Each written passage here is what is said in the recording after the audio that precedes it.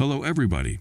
Every couple of months, Taylor Sheridan, the creator of Yellowstone, is making us happy with a brand new announcement that often suggests expanding the universe of the series.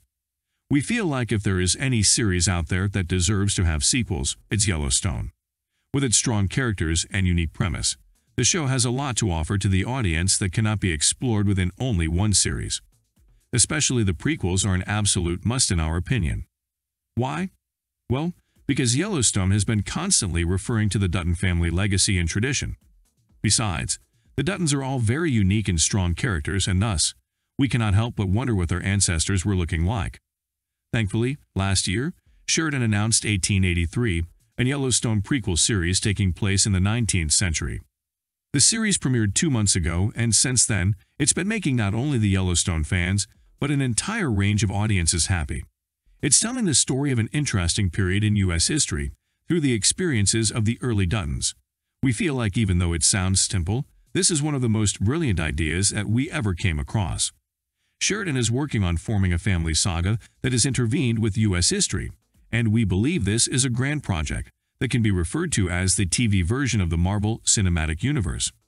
Yesterday, Sheridan announced his second project in this respect, titled 1932, and we cannot wait for it already. The only issue we have is the fact that we are struggling to rank all the Yellowstone universe productions one after another, which isn't an easy task to have.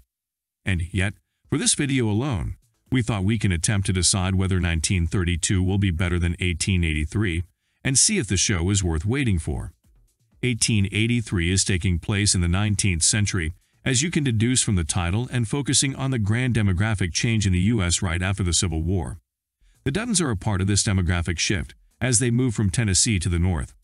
Throughout the first season of the show, we follow the journey of the family toward Montana.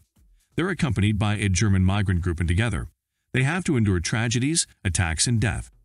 Thus, since the first episode, we are witnessing a lot of horrible incidents that are all likely to happen in the era, which can simply be described as the state of nature, where there is no law or order.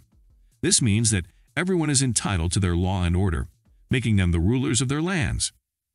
Therefore, there are bandits everywhere, as well as certain groups who claim wherever they go and whatever property they find.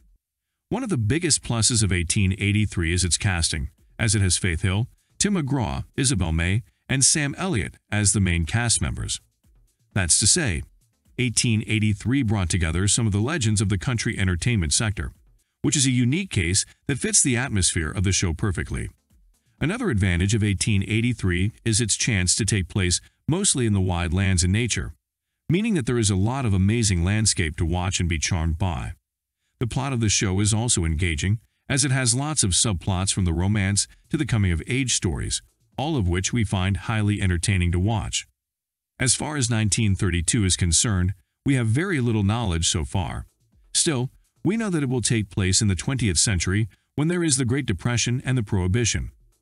Both of these crises are often referred to as some of the incidents that shaped modern America.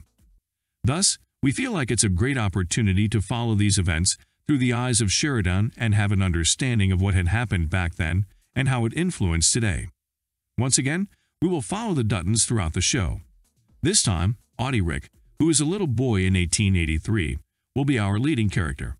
He will probably be in his 40s, which will be a lot of fun to watch.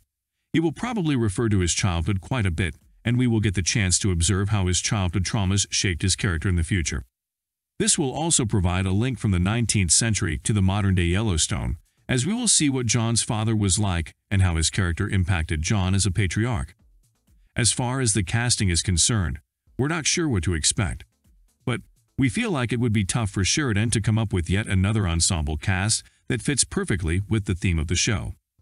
Thus, we believe 1883 wins in that department already. Still, as far as the plot is concerned, we believe 1932 has a lot more to explore and talk about. All the incidents that are taking place at that time are highly relevant to today's events. Besides, they're arguably more fun to watch. Rather than watching people suffering on the empty roads, we will probably watch people trying to smuggle alcohol while organizing illegal parties to enjoy themselves. We also feel like 1932 will be a lot more politicized, just like the modern-day Yellowstone. 1883 is mostly an individual story that has no grand themes. However, in 1932, there is a high possibility that there will be lots of political discussions, as well as ethical ones. In the end, we're highly hopeful about 1932 and cannot wait for the show to be released. We feel like as the show that links two generations together, it might be the best one out of them all. What do you expect from 1932? Let us know what you think in the comments below. As always, thank you for watching. See you soon.